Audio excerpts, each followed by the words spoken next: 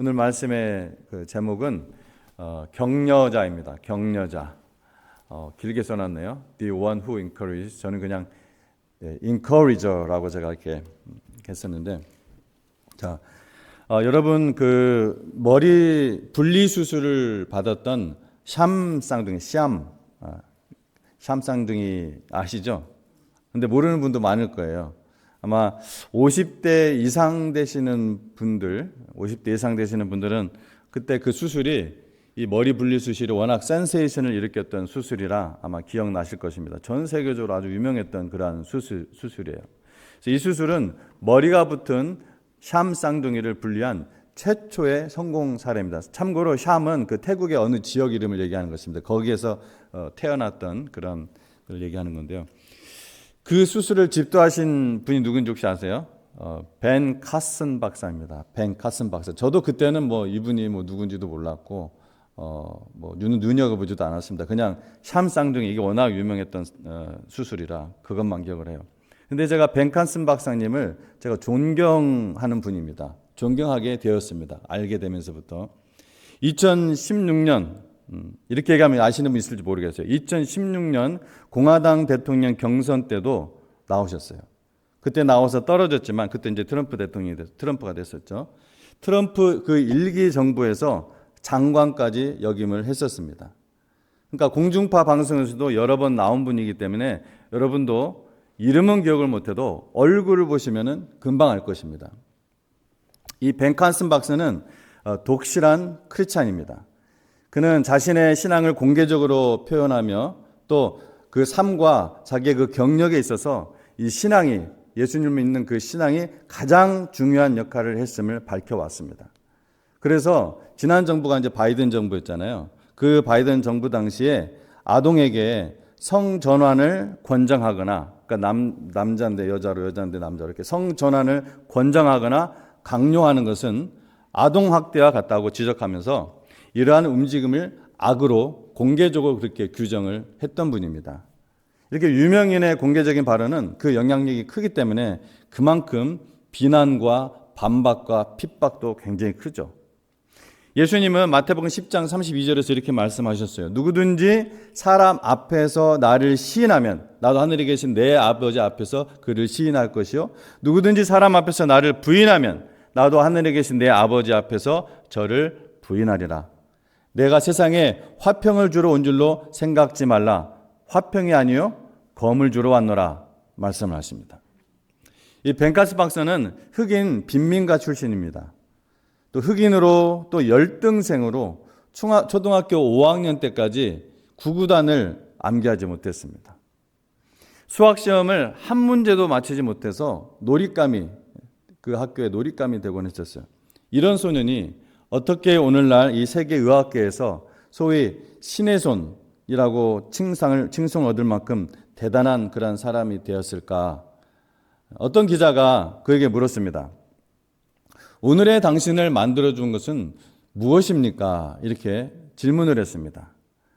그것은 나의 어머니 소냐 카슨 덕분입니다. 어머니는 내가 늘 꼴찌를 하면서 흑인이라고 따돌림을 당할 때, 벤, 너는 마음만 먹으면 무엇이든 할 수 있어.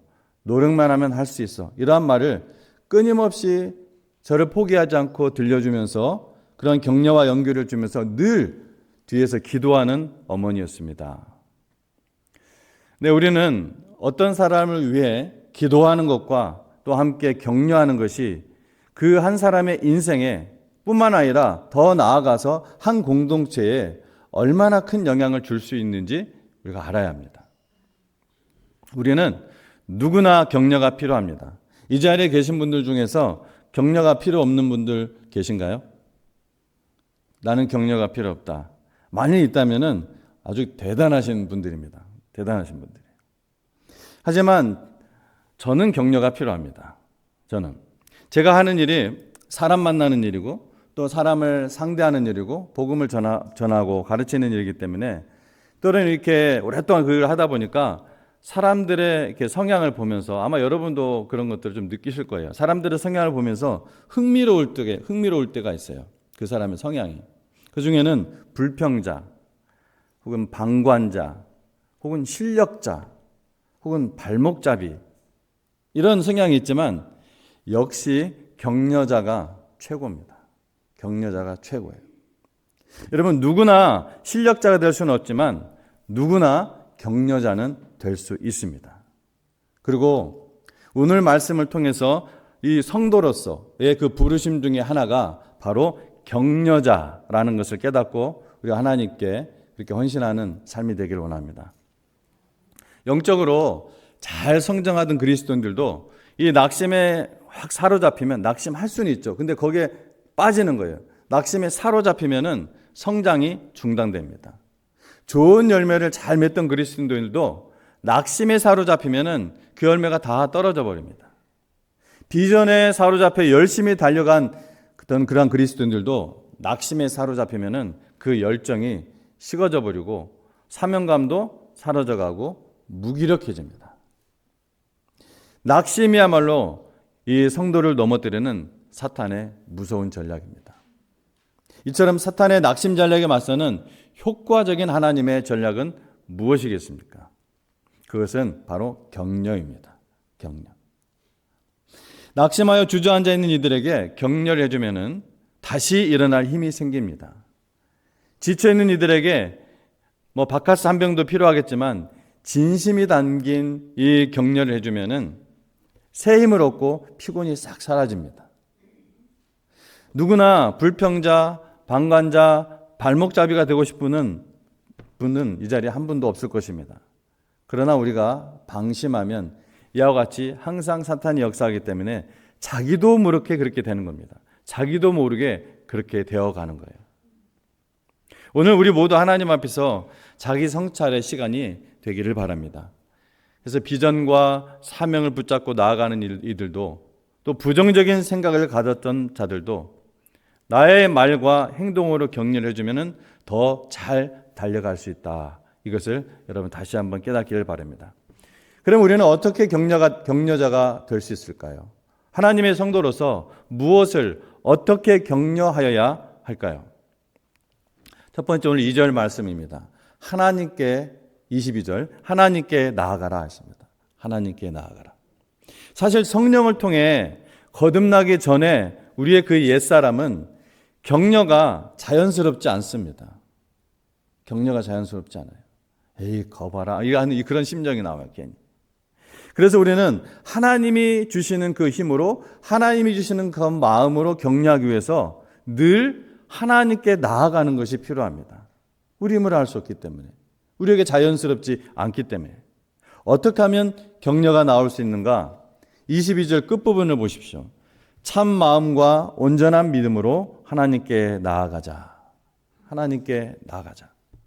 격려가 만들어지는 넘버원의 요소입니다. 하나님께 가면은 위로가 있고 하나님께 가면은 격려가 있기 때문에 그렇게 하자는 것입니다. 여러분들은 하나님이 격려해 주신다는 것을 여러분 믿습니까? 하나님은 어제나 오늘이나 내일이나 다시 오셔서 격려해 주시는 격려의 하나님이십니다. 이사야 41장 10절 말씀에 두려워하지 말라 내가 너와 함께함이라 놀라지 말라 나는 내 하나님이 됨이라 내가 너를 굳세게 하리라 참으로 너를 도와주랴 참으로 나의 의로운 오른손으로 너를 붙들리라 말씀하시는 것입니다.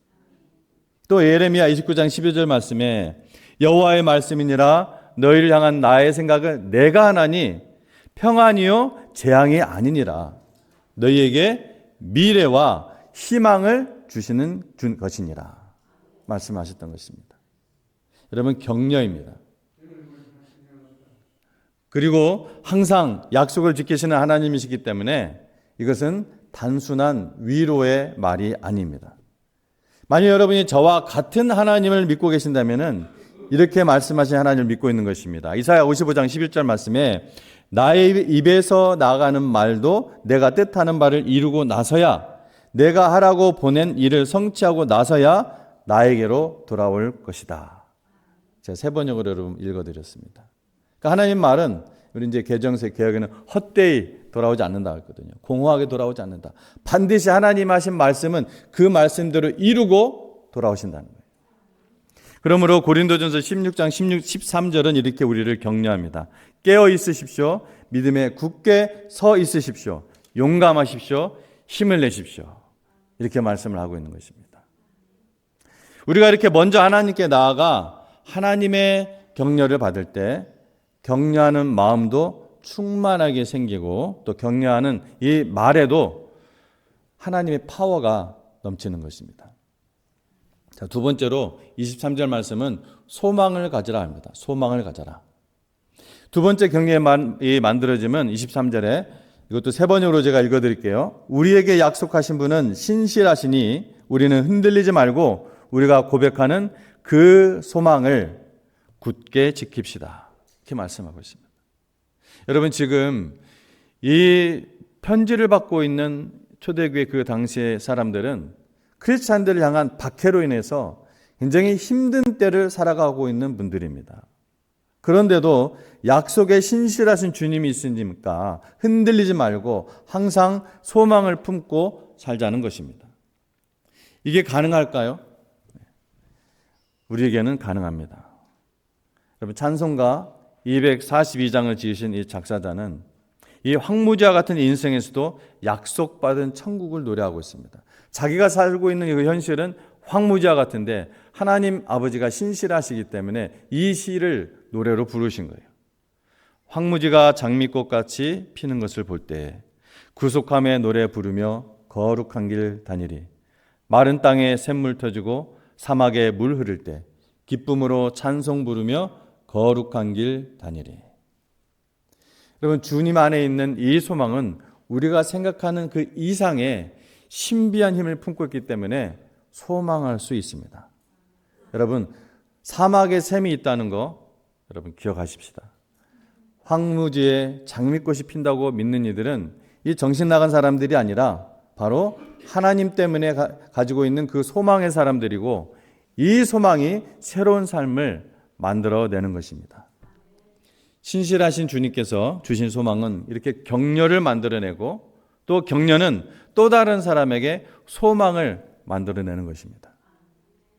지금까지 우리는 격려의 모든 소스는 오직 신실하시고 능력 많으시는 우리 주님께로부터, 우리 하나님으로부터 온다는 것을 우리가 확인을 했습니다. 자, 그렇다면은 누구에게 무엇을 격려하는 것일까요? 누구에게 무엇을? 오늘 말씀 중에서 첫 번째, 누구를 격려하라고 했느냐? 잘하고 있는 사람들을 서로 격려하라고 합니다. 24절 말씀이에요. 잘하고 있는 사람들. 왜 사랑과 또 선행을 격려하라고 했을까요? 이 사랑과 선행은 격려를 통해서 더 풍성해지기 때문에 그렇습니다. 사랑과 선행을 하고 있는 사람에게 격려를 하면 더 줄을까요? 아니요, 더 풍성해집니다. 그러니까 잘하고 있는 사람들을 격려해야 돼요. 누구나 한 번쯤은 사랑과 선행을 행할 것입니다. 그런데 우리가 서로 돌아봐 누군가 사랑과 선행을 격려하면은 그 사랑과 선행이 그냥 한두 번에 그치지 않고 그것이 계속된다는 거예요. 지속적으로 사랑과 선행의 열매를 맺게 된다는 것입니다. 그리고 다른 사람들에게도 이것이 동기부여가 돼서 사랑과 선행이 교회에 가득하게 되어가는 것입니다. 여러분, 교회가 교회다워지면은, 교회가 이 소금의 파워로 다시 회복되면은 세상의 부패를 막을 수가 있는 것입니다. 교회가 생명의 빛을 뚜렷하게 회복을 하면은 어두운 세상을, 어두우면 어두울수록 더 분명하게 비출 수가 있는 것입니다. 따라서 사랑과 선행을 행하는 사람도 중요하지만 그것을 당연한 것으로 그냥 지나치지 않고 타이밍을 잘 맞추어 그거 딱 행할 때 그것을 잘 맞춰서 부지런히 격려해 주는 사람도 아주 중요하다는 것입니다. 사랑에는요, 선행이 따라옵니다. 선행은 사랑을 구체적으로 표현하는 행동이기 때문에 그렇습니다. 마태복음 26장에서 예수님을 경외하고 사랑하는 마음으로 가득한 이름 없는 한 여인이, 우리가 예수님께 향유를 부은 그 사건이 3번이 나오는데요. 이 사건은 마태복음 26장 사건이에요. 이건 마리아가 아닙니다. 예수님을 경외하고 사랑하는 마음으로 가득했던 이름 없는 한 여인이에요. 이 여인이 자기가 가진 아주 값비싼 향유를 가져다가 어디에 부었습니까? 이 여인은 머리에 부었습니다. 다른 사람들은 발에 부었어요. 이 여인은 머리에 부었습니다. 다른 제자들의 눈에 그것은 아주 큰 돈을 낭비한 어리석은 행동이었습니다. 제가 지금 다른 제자들이라고 했습니다. 혹시 가룟 유다로 기억하시는 분 계십니까? 가룟 유다 맞습니다. 가룟 유다 이후의 사건입니다. 이거는 가룟 유다의 영향을 받아서 다른 제자들이 몽땅 이제 지금 이것을 비난을 하고 있어요. 야, 그 돈이면은 이 가난한 사람들을 얼마나 도울 수 있는데 이런 어리석은 짓을 했냐? 성경을 보면요, 제자들이 어떻게 했다? 분개했다고 나옵니다. 제자들이 분개했다. 가룟 유다만이 아니에요. 모든 12제자들이 분개를 했다고 성경은 기록하고 있습니다. 그 모습을 보고서. 그러자 예수님께서는 친히 그 제자들의 비난으로부터 이 이름 없는 여인을 보호하시면서 저가 내게 좋은 일을 하였느니라 하고 오히려 칭찬하셨습니다. 여러분, 가룟 유다만이 아니라 예수님이 12제자가 그랬다니까요. 즉 그들도 예수님을 믿는다고 말하고 예수님을 사랑한다고 말하고 예수님을 따라다니던 자들이었습니다. 그러나 그 믿음과 사랑은 아직은 세상적인 계산기를 뚜드리는 거였어요. 여러분, 믿음과 사랑은 세상적인 계산기를 두드리는 것이 아니라 예수님을 향한 적극적인 선행으로 나타난 것이지 그냥 말에 그치는 것이 아닙니다. 여러분을 사랑하는 사람이 있을 때 계산기 두드리면서 사랑하십니까? 내가 얼마치 사랑해야지. 나 요만큼 한 200브러치 사랑. 주님을 향한 이 경애와 사랑을 한눈에 알아보신 예수님이 참으로 이 이름 없는 한 여인의 행위가 최고의 선행이었다라고 예수님은 오히려 칭찬하신 것입니다. 우리 주변에 보면은 예수님의 교회를, 참 주님의 교회를 진심으로 사랑하는 사람들이 많습니다. 저는 어제도 그 모습들을 보았어요. 감동을 받았고 감격을 했습니다. 몸으로, 물질로, 시간으로, 그 외에 자신의 재능과 은사로 선행을 하시는 분들이 있습니다. 예수님 사랑 때문에. 이런 분들을 볼 때 그 믿음과 사랑의 헌신을 계산기로 두드리거나 왜곡해서 판단하지 마십시오. 그 말입니다. 잘하는 사람들을 사랑과 선행을 격려하는 말이 그 말이에요. 그런 사람들을 왜 저러지? 이렇게 해서 왜곡해서 판단하지 말라는 것입니다. 그런 분이 없겠지만 혹시나 하고 없을 거예요. 오히려 나는 그렇게 못하는데 참 부끄럽습니다. 참으로 도전이 됩니다. 놀랐습니다. 여러분 그렇게 격려하시기 바랍니다. 사랑과 선행을 서로 격려하라고 하지 않았습니까? 이건 하나님의 말씀인 것입니다. 한 번에 그치지 말고 격려하는 것이 여러분 습관으로 여러분의 말에, 여러분의 몸에 배이도록 해야 됩니다. 그래서 우리 교회의 체질이 사랑과 선행을 격려하는 그런 체질이 되기를 소망합니다. 여러분 그러면요 교회가 행복해집니다. 교회가 바닥이 나는 것이 아니라 오히려 풍성해집니다. 하나님이 하시는 일입니다. 자, 네 번째, 또 우리는 누구를 격려해야 되느냐? 우리는 실패한 이들을 격려해야 됩니다. 실패하고 있는 사람들. 그 25절 말씀입니다. 본문에 모이기를 패하는 어떤 이들의 습관과 같이 하지 말고. 여러분 누가 모이기를 패합니까? 누가 모이기를 중단합니까요? 실망하고 낙심한 사람들입니다. 실망하고 낙심한 사람들. 우리가 은혜를 받고 성령 충만하면 여러분 말하지 않아도 예수님을 바라보고 미래에 성취될 약속과 천국의 소망을 생각하면서 흔들리지 않습니다. 근데 흔들 수가 있어요. 근데 흔들려도 무게중심이 딱 반석되신 예수 그리스도께 딱 있으면, 자기가 아니라 무게중심이 예수 그리스도께 딱 있으면은 어떻게 돼요? 다시 오뚜기처럼 싹 올라와요. 흔들려도. 아무리 흔들어놔도. 여러분 오뚜기 아시죠? 오뚜기. 올라와요. 그런데 그 무게중심이 예수 그리스도께 있는 것이 아니라 나의 어떤 다른 생각, 판단, 혹은 어떤 다른 사람, 내 남편, 내 아내, 그런 데 있으면은 낙심과 좌절에 빠지게 되는 것입니다. 흔들리다가 낙심과 좌절에 빠지게 되는 거예요. 그렇게 천국의 소망이 식어져 버리면은 장차 하나님이 주실 아름다운 상급, 성경에는 면류관으로 표현되어 있죠. 이것은 잊어버리고 오로지 어떻게 돼요? 눈앞에 현실만 바라보고 삽니다. 눈앞의 현실. 난 이게 최고라는 거예요. 난 이 당장 이 문제를 해결해야 되는 거예요. 하나님이 주실 미래는 바라보지 않습니다. 내가 광야에 있는데 하면서 그 광야에서 자기가 열심히 땅을 팝니다. 물 안 나옵니다. 그러면 생수는 나오지 않습니다. 그러니 그 믿음 생활이 어때요? 행복할 수가 없겠죠. 행복할 수가 없습니다. 승리의 기쁨도 누리지 못합니다. 불편하게 됩니다. 믿음 생활이. 여기까지 이르면은 정말 가슴 아픈 일입니다. 정말 가슴 아픈 일입니다. 마음이 너무나 아픕니다. 하나님의 마음이 얼마나 아팠을까요? 그래서 우리가 이런 사람을 보면은 너무 늙지 않게 즉시 인간적인 말이 아니라 성경적인 격려의 말을 해줘야 됩니다. 형제님 힘들죠? 자매님 힘들죠? 힘을 내십시오.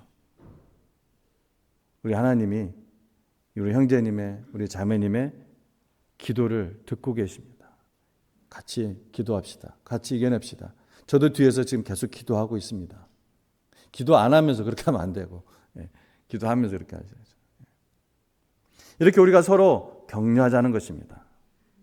믿음에서 지금 실패하는 사람들, 낙심한 자들을 위해서. 주님 안에서 격려하는 사람을 일으키는 힘이 우리에게는 있어요. 우리가 하나님의 사람이기 때문에. 어떤 경우는 사실 이미 늦어버릴 때도 있기 때문에 제가 이런 말씀을 드리는 거예요.